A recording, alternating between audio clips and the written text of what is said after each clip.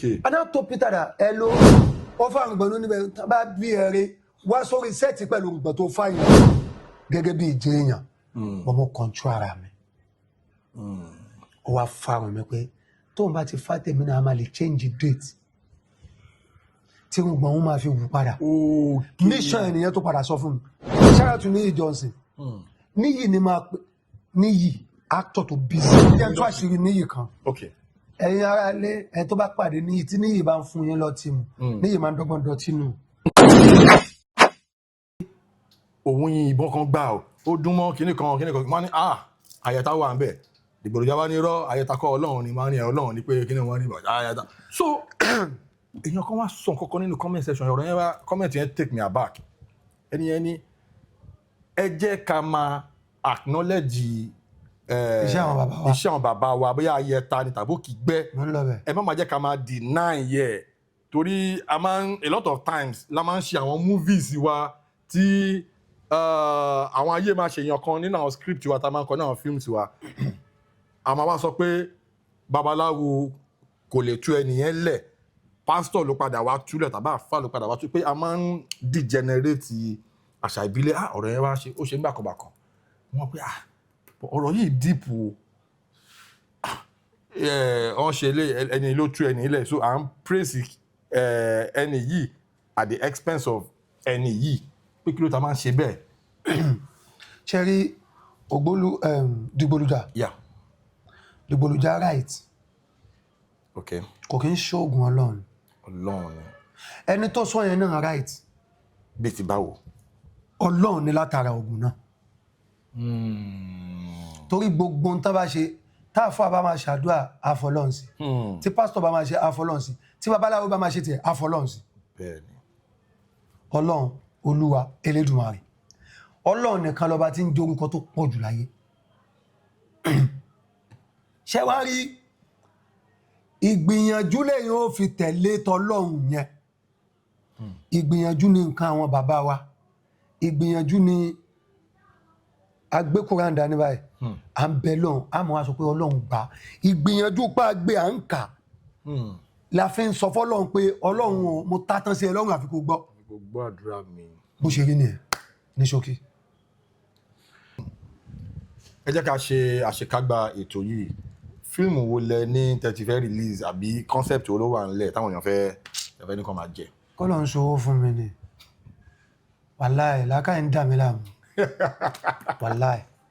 Ọ̀nà tí làákàyè gbà dà mí láàmú pọ̀. Tí a bá kọ́kọ́ jákọ̀ bí ogun pọ̀ fa. Tọ́lọ́mbà wa ní kó rí ìjà yìí. Ẹlẹ́ẹ̀kejì everyday ni man ní story. Me exaggerate to every blessed day ni man ní story. Fresh story mama wọlé. Torí wípé tí nǹkan kan bá ṣẹlẹ̀ pé ń sìn mo lè wípé mo lè sọ kí ní the story. Nígbà tí n bá dẹ̀ jáde láyé tí mo rí pé nǹkan ṣẹlẹ̀ náà máa ní. Of course. Àmọ́ story kan wà tó wù mí yá gan. Kọ́ ló ń ṣàánú mi kó jẹun owó yà. Àmín àmín. Tí n bá ya story yẹn àwọn èèyàn máa tó rí gbìyànjú mi díẹ̀. Ẹ jẹ́ kí n fa opportunity náà interject torí àwọn ará ilé tí wọ́n ń gbọ́ wa a lot of times tá bá ti gbé àwọn guest wa bẹ́ẹ̀ yẹn tó ń bá ní the support àwọn ará ilé máa ń support so budget story yìí bí èlò lẹ́ ń rò. Ó pọ̀. Bí èlò. Wàláì tàlẹ́ àìsàn bẹ̀rẹ̀ láì tí n bá rí 150 million naira máa yá. Really? Wàláì máa yá ní bágbára mi ṣe mọ́ ní o. That is cinema nìyẹn o. Mo fẹ́ gbé lọ bẹ̀. Kò ń ṣe pé 150 million naira ya cinema o. Really? 150 million ya cinema o. Wọ́n ti 100 million wá bá mi rí. Inú mi dùn pé George wà ń bì. George wà lẹ́gbẹ̀ẹ́ mi jọ̀dán wá bá mi fún. Mo ní mi lè bá wọn fi yá. Okay. Torí kò lè yá. Ṣé àwọn máa ya cinema kí ni list fún budget? Mo lè manage 400 to 500 million. 500 million, okay. But iṣẹ́ tí mo ń sọ yìí náà. Okay. Ó lè máa meet up sí táwọn èèyàn ń yà. Bọ̀ èmi náà lè tì ní ti pé tí n bá pè yín. Ọmọ ìyá mi Jeff mọ́ bọ̀. Ọmọ ìyá mi mọ́ bọ̀. Ọmọ ìyá mi bọ̀. Ẹ wá support mi. Ó ti yé mi. Tí bá wá 50 million máa ya fíìmù yẹn tí wọ́n máa mọ̀ pé mo ya fíìmù. But tí n bá máa yá ní ya YouTube nìkan. Okay. Máa ní tó 50 to 60 million naira. Okay. tó dáhùn ó dáhùn kankan tó máa. La ilaha illallah. Bọ̀ èmi mo mọ̀ fúnra mi ìjọ tí mo narrate ẹ̀ fún ẹnìkan tó fẹ́ handle production manager managing the production ó ní ṣe má yà dànù ó ní movie kan the title is A Billionaire Mission. Okay. But tí mo narrate ẹ̀ fún Malik celebrity PM ó ní ẹ̀gbọ́n mi má yà yàkúyà àtúrà ó ní ara òun ò ní gbà gbogbo àwọn tí mo sọ fún wọn náà wọn ò ní gbà mo narrate ẹ̀ fọlá ṣé ó ní sinimá rẹ̀. Sinimá ni torí ó làwọn stories kan tó bá ti ń di pé ó ti ń heavy. ẹ̀yin náà tẹ́ bá ń wò ní YouTube ẹ máa sọ pé kí ló yẹ tá a wá rí fíìmù yìí ní sinimá. bọ̀ nígbà tó bá jẹ́ tálákà tó ń ó kàn yẹ pé wọ́n ní ànábì ní Ọlọ́run fẹ́ràn ká máa ronú tó bá ga èmi ń rí story kékeré kọ gbogbo àwọn kátà yà sórí YouTube yẹn náà ń náwó gan àmọ́ orin àjò tọ́lọ́ ní kó rìn nù tó bá wá ní lágbájá wà lókè ọ́ọ̀fì tipátipá lè mú orí ẹ̀ ò pé ní sẹ́wọ̀n náà rẹ̀ tó wà lẹ́yìn ni ọ̀wẹ́ tó wà lókè o ọmọ wò pé kò tó àmọ́ mọ̀ sáré àsàpàjúdé tó fi wá padà kábàámọ̀ nígbẹ̀yìn kò jẹ́ bó ṣe jẹ́. ẹ̀yin tí wà nílé ẹ ṣáà ti gbọ́ bí wọ́n ṣe sọ ẹ̀yin fáǹsì 220 ẹ̀yin fáǹsì orí ètò yìí. àwọn fámìlì mi. Okay. Àwọn fámìlì lẹ ní. Fámìlì ni. Ó ti yé mi gbogbo ẹ ti padà yé mi sí. Ẹ̀yin fámìlì 220 gbogbo yín lẹ ti gbọ́. Yes, I need the support yín. Báwo ló ṣe lè reach yín? Ṣé Instagram yín lẹ máa jù ní àbí TikTok yín àbí ìtẹ́bá máa jù? Ẹ jẹ́ káwọn ará lè mọ̀. Torí ẹlòmíì ó lè fẹ́ ṣe owó yẹn coded tí kò ní fẹ́ jẹ́ kí àwọn èèyàn mọ̀ pé. Ṣé máa ń fún yàn lówó? Ní gidi gan. Ẹ̀yin sọ fáwọn ará lè. Wọ́n máa fún. Try it now. Kò síbi tí wọ́n ti lè reach. Okay. Both Instagram, TikTok and Facebook. Fún wọn. Okay, Facebook handle me. Okay. 220 Media TV. Okay. Instagram handle me. OLAMILEKAN AYINLA Agbaye _220. Okay, 220 ṣá wà ń bẹ̀. _220. Agbaye yẹn Mọ́kà wọ́n ti fún mi. Ṣé ìmáàmù ní Mẹ́kà ló? No, láti Èkó. Àfáà mi dáadáa kan lálùbáríkà. Àwọn náà fún mi. Kódà wà mí náà ń jọ náà. Wọ́n á pè mí. Àwọn sọ wọn ni ṣe fàgbáyé kórúkọ yìí. Fáwọn láìlẹ̀ láìlákẹ̀rù. Bàgbáyé ṣe wọ orúkọ yẹn ni. Àfá bàbá. So, but TikTok handle mi OLAMILEKAN AYINLA _220. Okay. Ẹni. Oh, nice. Ẹ̀yin tí ẹ bá fẹ́ support ẹ DM wọn kẹ́ béèrè fún details wọn ká ṣe bẹ́ẹ̀. No, support nìyẹn kì í ṣe tọrọ owó. You get support ni. So bí yẹn ṣe lọ nìyẹn. Ẹ̀yin tí wà nílé ẹ ṣé gan as we come to the end of the show ẹ kí àwọn fans yín ní ẹ̀kan sí. Ẹlẹ́kejì rẹ̀ kí n sọ pé kí n pẹ́ ni tí ó bá ṣùọ̀ fún mi. Ẹ jẹ́ ká observe famous phone call yẹn bye. Later a lè ṣe yẹn later. Àbá ṣe ń sìn ẹ ti fi táwọn ará lé lẹ́nu wo we go run am. Oya run am. À ń dúró ẹ pé celebrity tí kò ní bójú. Celebrity tí ò ní bójú mi jẹ́ láyé. Mélòó ni kí n pè? Ẹ tẹ̀ sí pé kan náà. Ẹ ti pè kan kó gbé náà. Ẹ fẹ́ ṣe dọ́sùn. Mo lè pe 30 tí wọ́n ní bójú mi jẹ́. Ó yá. Bí ẹ máa break record lórí ètò because èèyàn kan ti pè mẹ́ta tó rẹ̀ gbé. Tí wọ́n gbé. Tán gbé. Àwọn jàǹkàn wọ́n rẹ̀ gbé gbágbá. A gbé wọn lórí ètò wọn kí àwọn ará lé. Bí ẹ máa break record lé ní àwọn ọmọ. Okay. Tí o bá gbé wà lórí sẹ́ẹ̀tì ni tó mo dá wà lálẹ́. Ẹ tún pẹ̀lú mi. Ẹ̀yin ará lé famous phone call abala famous phone call la wà báyìí. Àlejò wa ti pe celebrity bíi ti wọn bóyá wọn máa wá gbé bóyá wọn ní bójú wọn jẹ́ a máa mọ̀ lórí ètò ibi ìlà wà. Ẹ jẹ́ n pè lẹ́ẹ̀kan sí. Okay.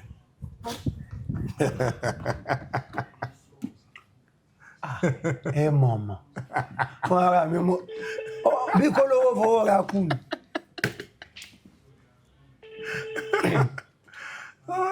Èmi ò mọ̀ pé máa ń take back you. Ẹyin kẹ àwa ń bẹ̀ we dey here unscripted ni we have unorthodox conversation la máa ní lórí ètò unfiltered kò sí. Hello sir. Celebrity ọmọ ga. Hello sir. Mo wà lórí ṣó ń gbọ́ mi. Yes sir. mo wà lórí ètò wọ́n wá ní kí n pe celebrity fúnra mi mo tẹ̀ mention ẹ̀ wọ́n wá ní pe celebrity tí ò ní bojú mi jẹ́ mo wá ní pè ẹ́ báyìí. ẹ lo ọmọga. sọlá ò fẹ́ bọ̀ náà lé dádì ẹ̀ jẹ́. ọmọga orí ètò ni ọ̀gá ẹ wà o lọ́ bá bẹ̀rẹ̀ sí ní pè láwọn náà bá gbé kọ́ ọlọ́run ló ní kó gbé kọ́ kó bò láṣìírí ẹ kí àwọn aráalé. Olè àti báyìí orúkọ mi lórí yọmí ọ̀gá 220. God bless you. ẹ tí prank èmi ò torí ọ̀hún lè prank ọmọ Mushin kò easy 220 ló lè prank yìí ò lè prank èmi.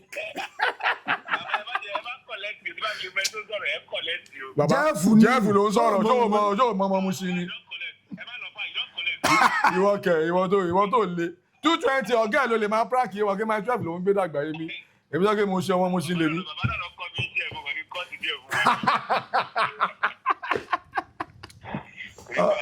All right, God bless you. All right. Kato rapport. Number one celebrity mi ni. It's good. Torí it's always good to be good. Gẹ́gẹ́ bí ọ̀rọ̀ ta sọ lórí ètò. A ní ìwà. So as I was saying, number one celebrity mi ni. Ṣé ráwọn tí mo lè pè pọ̀? Mo mọ̀. I can call Ibrahim. Mo mọ̀. He would pick. I know. I can call Said Balogun. He would pick. I know. I can call Muiwa. I can call Odun. Èrò pọ̀. But ọlá mi ṣe kókó. Nínú ẹni tí mo lè pè tọ́kàn mi balẹ̀ NIYI Johnson wà ńbẹ̀, Baba T wà ńbẹ̀. Èrò pọ̀. Tí n bá pa Austin sin. Austin máa sáré gbé. Okay. Tó ẹ̀jẹ̀ mi ni. Do you understand? Yeah, gotcha. But tí n bá máa pe gbogbo ẹ jẹ́ kí wọ́n kọ́ pe ọlá mi yẹn. Number one celebrity mi nìyẹn. Kódà tí n bá ní kí n pẹ́lẹ́ kejì nínú àwọn student mi tọ́lọ̀ ní kán mọ̀ náà ni màá tún pè. Tani ẹni yẹn? Chantel. So bí mo ṣe máa tó lọ nìyẹn màá tún pè Samuel. Ọ̀rọ̀ tó sọ yìí actually ọ̀rọ̀ yẹn jẹ́ kí n reminisce ọ̀rọ̀ ta sọ lẹ́ẹ̀kan lórí pé ká máa ṣe dáadáa síra wa. Mo bá ọmọga sọ̀rọ̀ in fact ó sọ̀rọ̀ ó dẹ̀ tẹ́kì èèyàn tó nífẹ̀ẹ́ èèyàn láti believe nínú èèyàn even nígbà tẹ́ni kankan believe nínú ẹ̀ even nígbà tó ń kankan fúnra rẹ̀ ò believe nínú ara rẹ̀ ó sọ pé ìwọ ló believe nínú òun whatever tó ń achieve lé ní lẹ́yìn Ọlọ́run pé ìwọ lọ́lọ́run rán ọ̀rọ̀ yẹn heavy ọ̀rọ̀ yẹn touch èmi náà torí mo máa ń I always love it when we help people when we impact on people's lives but àwọn èèyàn kan wà tó jẹ́ pé àwọn ọ̀gá kan wà kó wà lọ́dọ̀ wọn fún 100 years o lè rí draw. Ṣé rí kinní kan wà tí mo máa ń ṣe fáwọn ọmọ mi tó bá ti wà pẹ̀lú mi díẹ̀ máa ní kó fi mí lẹ̀. Kí ló fà? Tó bá ti tẹ̀lé mi ṣé gbogbo yín ti mọ̀ náà ọ̀yà ìwọ náà kí ló lè máa ṣe ìwọ náà gbà. Kí láǹfààní kó ń tẹ̀lé mi wá ń ka 20 ọdún tó ti ń tẹ̀lé mi kí ni achievement ẹ̀ ṣó fẹ́ ṣọmọ ọ̀dọ́kùnrin. bọ̀ ìwọ̀n bá tó fi ń tẹ̀lé mi yẹn mo fẹ́ kó fi mọ ìnànà òtún kínní àti kó fi meet àwọn èèyàn sódà tó bá dọ̀la tán bá pàdé ẹ̀mí kan máa recognize ẹ̀ sí dáadáa. Èmi mi ní dárúkọ ẹ̀ bá ní unscripted o mo fẹ́ sọ̀rọ̀ ẹnìkan bọ̀ mi ní dárúkọ nìyẹn. Okay. Ìdá kí n má dárúkọ kí n sọ àbí kí n má wulẹ̀ jẹ́ sọ̀rọ̀ yẹn rárá. ẹ̀yin ẹ sọ èmi máa decipher orúkọ ẹni yẹn. Okay. Ó lọ́rẹ̀ mi kan tó lórúkọ nígbà tápá mi kan. Okay. Lákọ̀ọ́kọ́ ọmọga ti ń ṣe gbogbo àwọn nǹkan tó ń ṣe bọ̀ kò sí tó ọmọga ń ṣe tí mi ní believe mi. Okay. Máa ṣe lọ wà débẹ̀. Okay. Èmi ò dẹ̀ mọ̀jàdúrà the whole world will celebrate you. Tó bá ẹ̀pọ̀ rẹ̀ wá láti inú mi Ọlọ́run ṣe bẹ́ẹ̀ fẹ́ mi náà. Àmín. Ó wá dijọ́ náà ẹnìkan wá ń bá mi sọ̀rọ̀ wọ́n bá mi ṣọwọ́ mi tán àwa ń sọ̀rọ̀ live ẹwà tó mi Ọláìwọlá Chantel ó wà ń bẹ̀. Mo wá ń bẹ̀ nìkan pé mo ní inú yàrá yìí ni bàbá mi kú sí. Mo wá ní ibo bàbá tiẹ̀ kú sí which is Abẹ́fẹ́ ọmọ mi lónà ń gbọ́dọ̀ mi gbà wá ní Ṣàgámù ni mo ní Ṣàgámù bàbá ẹ̀ kú sí. Mo ní kíni ó ní mo fi sọ̀rọ̀ ẹlẹ́ẹ̀kan pé kò sí tí mi lè sọ di story. Mo ní kíni ìdẹ̀ lè di content yìí ibo ni bàbá ẹ̀ kú sí ọmọga wa máa lọ ṣe content ibo ni bàbá ẹ̀ kú sí mi tó ń ṣe. Àbí okay ọdún ẹ ló ti kọ́. Bí mo ṣe sọ jọ́nà lọ́nà mo ní wàá lọ máa ṣe ní àbá ọ̀nà tí mo ní má kí ẹni tó máa ṣe fún. Ó rà gbà kó bọ̀ fọkànbalẹ̀. Ó lọ ṣe fáwọn tí bàbá wọn ti kú. Ìyẹn yọgi sí. Wọ́n á ní máa sọ ibo ni bàbá ẹ̀ kú sí. Báyìí ni kò ṣe wá máa ṣe kó lè dùn. Bọ́ ó wá bẹ̀rẹ̀. Nígbà tó wá lọ ṣe fún ó fẹ́ ṣe fọ́rẹ́ mi kan tó lórúkọ. Ọ̀rẹ́ mi wá sọ fún mi pé kí ni reason ìyẹn kò padà rí ṣe fún ọ. Wá ní ẹnìkan sọ pé ìwọ ló fún ní kíní báyìí pé ọmọ ga sọ fún nítorí kó máa ṣe kó fi mí ìkẹlẹ wá ń fọ́ ọmọ mo wá sọ fún mo ní àwọn nǹkan kan wà tó já àdánwò tẹ́ ẹ mọ̀ tó máa padà dàgbà kò fún yín lọ́la àdánwò kò ti di àdámọ̀ yín ni. Èmi lénìí àwọn èèyàn ti mọ̀ mí ní 220 gbogbo tán bá máa mọ̀ mí sí láyé tó ń kọ yẹn bá máa lọ sókè wọn ní fà pè mí ní 221 220 náà ni 220 náà ọlá ló lè máa lọ sókè kan ló ń búùmù sí. Bẹ́ẹ̀ni. Orúkọ yẹn ò ní yí padà báwo náà ṣe fẹ́ mọ orúkọ tiẹ̀ náà sọmọgbà. Inú ilé wa láti mọ̀ sáyé mọ̀ ǹjẹ́ blọ́gà gbèrí ǹjẹ́ kinní kan ṣẹlẹ̀ sí rí so ẹ jẹ́ ká mọ̀ òun náà rárá o ìwọ ní kankan mo ní lọ́dọ̀ tiẹ̀ bẹ́ẹ̀ kọ́ ló ṣe rí lọ́dọ̀ tèmi.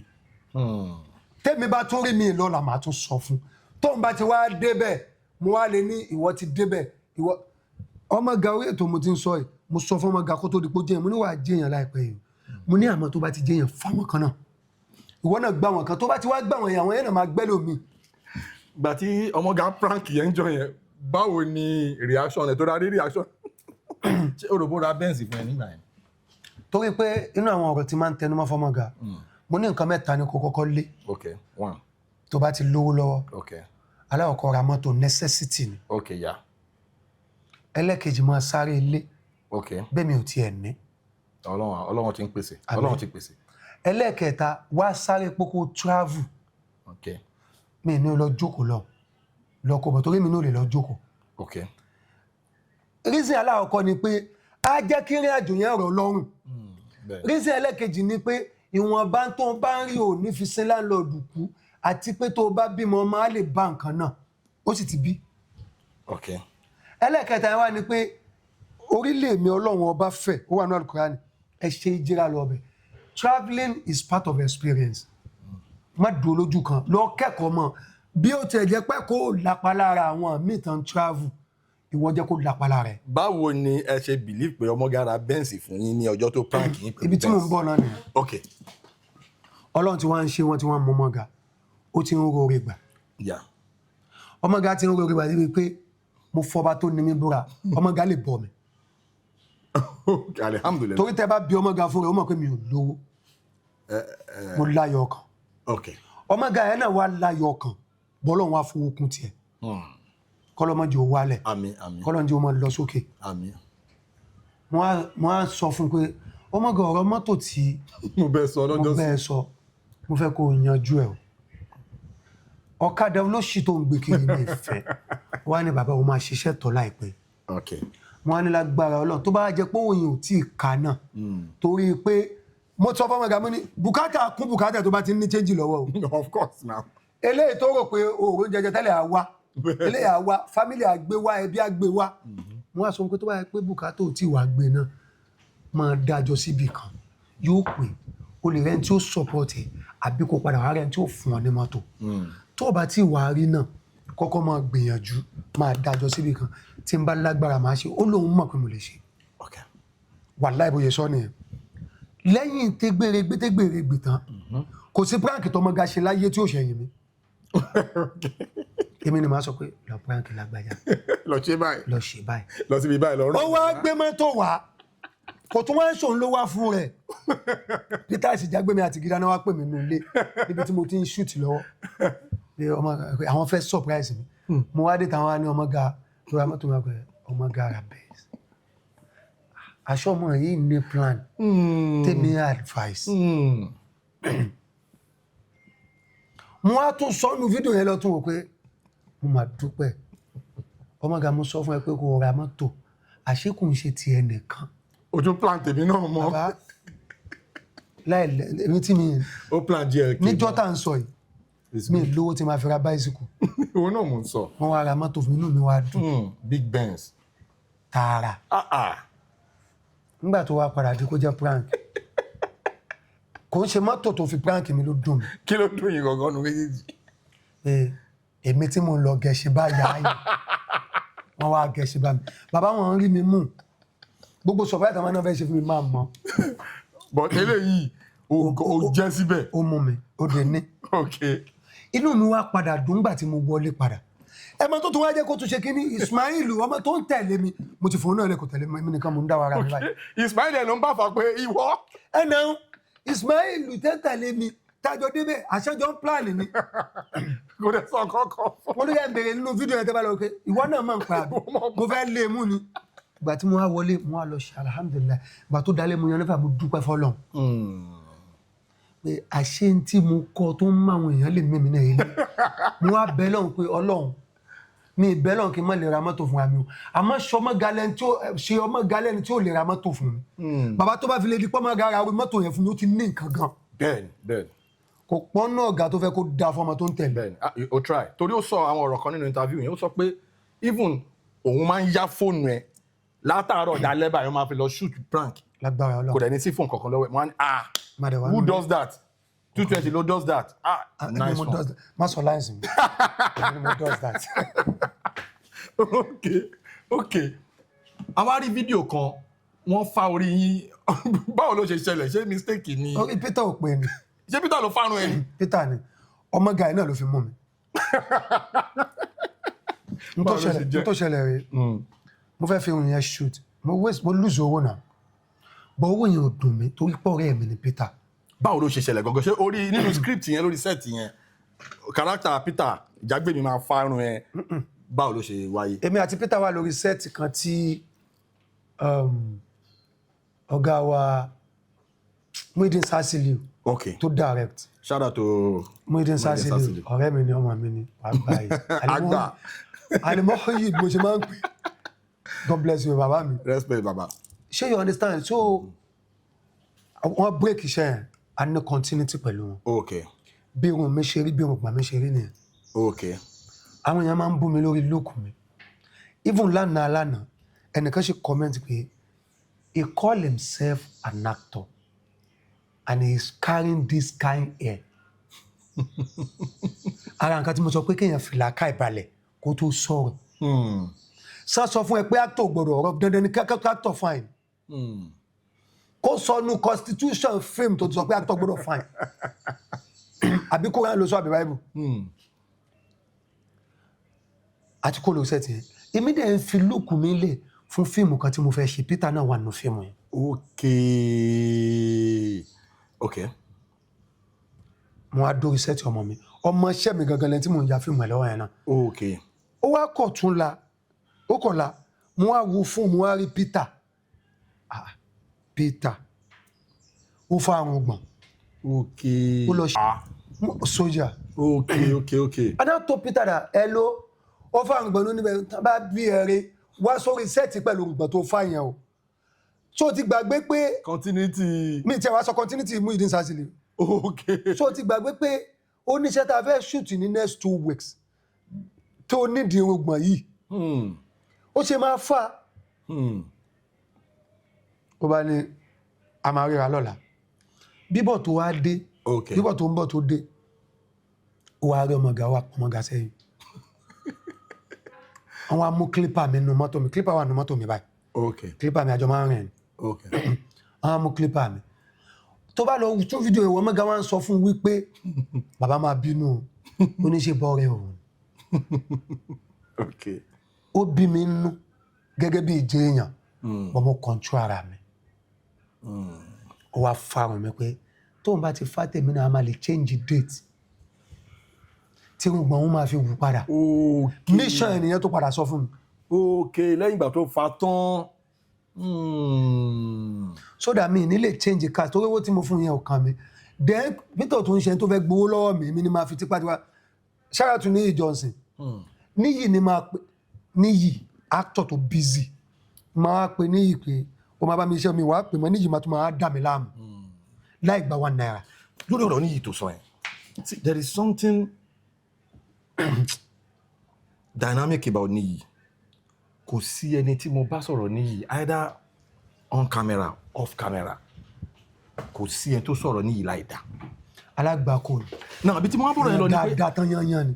níyì jẹ́ èèyàn kan tó pé kò kí n ṣe ok kó jẹ́ pé ok bó ṣe wà yìí nsìn Ọlọ́run ti gbàdúrà Ọlọ́run ti gbàdúrà ni Ọlọ́run ti gbàdúrà wa alihamudulilayi.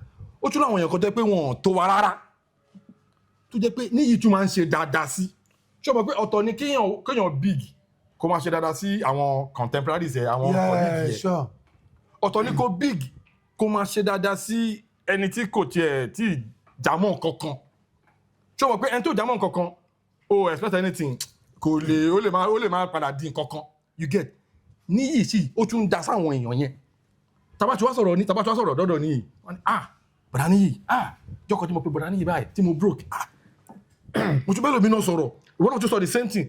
níyì dáa gan ẹ má yẹ ká sọ jù bẹ́ẹ̀ lọ. no torí sẹ́rí gbogbo táìmù tàbí ń ṣe interview yìí tán bá ní kí n sọ̀rọ̀ níyì mi ní ti sọ 10%. òun ni ó fi da. we don't talk every day o. mo understand. but tán bá jí mi lójú oorun tán bá ní ìṣe nǹkan báyìí máa ní báyìí ló ṣe. wàláì tàláì. ó dà kíyàn ní ìwà tó dáa bottom line ọ̀rọ̀ tá à ń sọ yìí nìyẹn ó dà kíyàn máa ṣe dáadáa this goes out to everybody. ẹ jẹ́ n tú àṣírí níyì kan. okay. ẹ̀yin ará ilé ẹ tó bá pàdé níyì tí níyì bá ń fún yín lọ́tí mu níyì máa ń dọ́gbọ́n dọtí nù. ok máa fún ọ lọ́tí. ó lè rọtí 1 billion fún yín bọ̀ bẹ́ẹ̀ ṣe jọ mú yẹn ó fẹ́ kẹ́yìn máa mọ̀ kó yín kó fẹ́ ṣèkà o. ok wọ́n á máa dálẹ̀ ó fẹ́ satisfy yín. that is part of it níyì máa ń ṣe. níyì dáa gan níyì wá bá mi ṣiṣẹ́ kan láìpẹ́ yìí ó ti di last year mi tí ṣùtì lọ́dún nígbà tí ń lò ó. Ọlọ́run wá pèsè. àmín níyì wá bá mi ṣiṣẹ́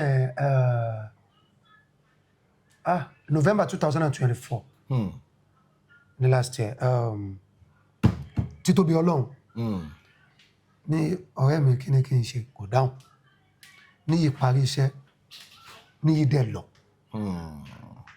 níyì send account number kò dáhùn kò jọ bí ìnira níyì fi padà send account number bí wá bí a week after wọ́n á òkè olùsèmí kú ti náwó jẹ tán mo kàn fún ní tí mo ní ni níyì tún wá dúpẹ́ tún wá ṣàdúrà. that guy forget God bless you níyì God bless you God bless your family. bless you. ṣé o mọ̀ pé mo mọ èmi tí n bá ń sọ̀rọ̀ mo ní pedigree. aláyé ọmọ my 12 lèmi náà ṣọ́ra ṣe. mission ti wà kí my 12 tó wà. rárá mission ló bí my 12 tí bó lóyún ni. jẹ́ ká on the real àwọn ará my 12 náà mọ̀ pé mission ti wà kí my 12 tó wà. níbo ló wà. o mọ̀ kọ́ tó ń pè Mushin ṣá. ibo. Mushin. ok wọ́n tó my 12 wá bẹ́ẹ̀ ni àbí. Mushin entertainment capital city of Lagos State o mọ̀ kọ́ tó mí ṣá.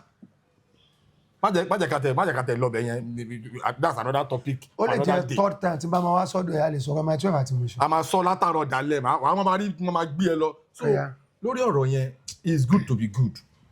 yeah it's good to be good. ṣó mọ̀ pé mo tún ní opportunity láti mọ àwọn tí tọ́jọ́ ṣe kékeré pẹ̀lú níyì àwọn childhood friend ẹ̀ mo mọ bíi mẹ́ta kan ní area kan ní area wa kan tí n bá wá lọ bẹ̀ tó bá sọ̀rọ̀ níyì báyìí wọ́n máa tẹnu bọ̀rọ̀ ó ní mọ̀ pé bí níyì ṣe big tó ó sì ń bá àwọn guys yẹn roll mi ò believe until ìjọ́kùn tí mo lọ bẹ̀ ìkan lára àwọn guys yẹn pè mí mo kàn débẹ̀ ni mo bá níyì bẹ̀ tọ́jọ́ wà àwọn childhood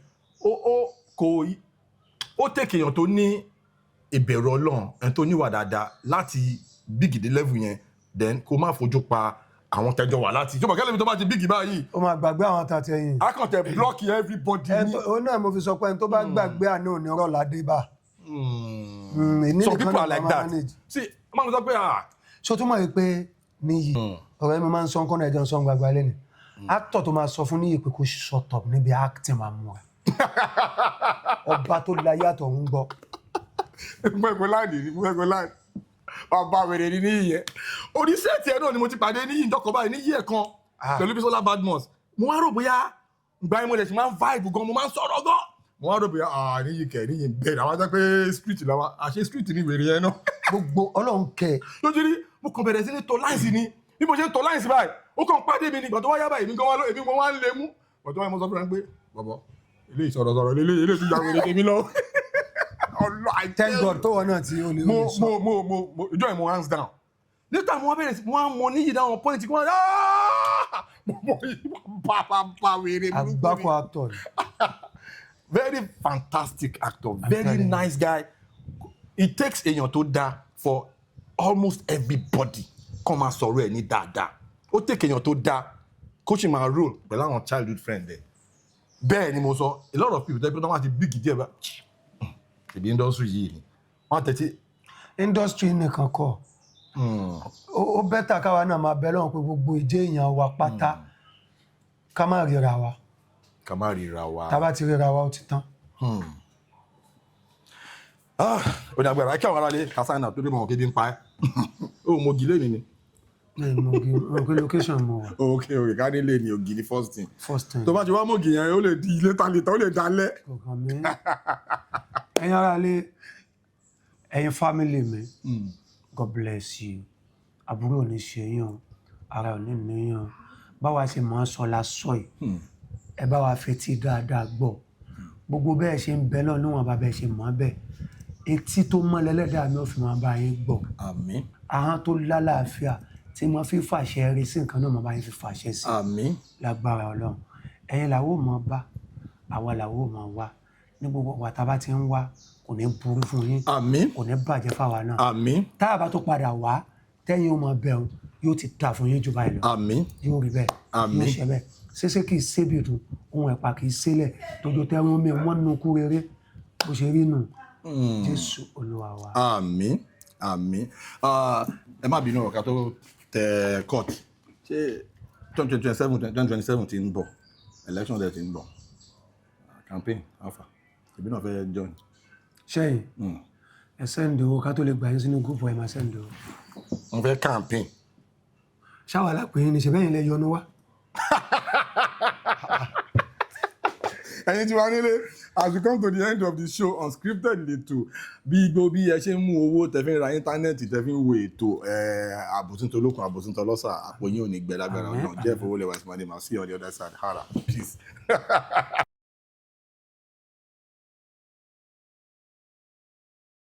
Please subscribe to my YouTube channel and press the notification button.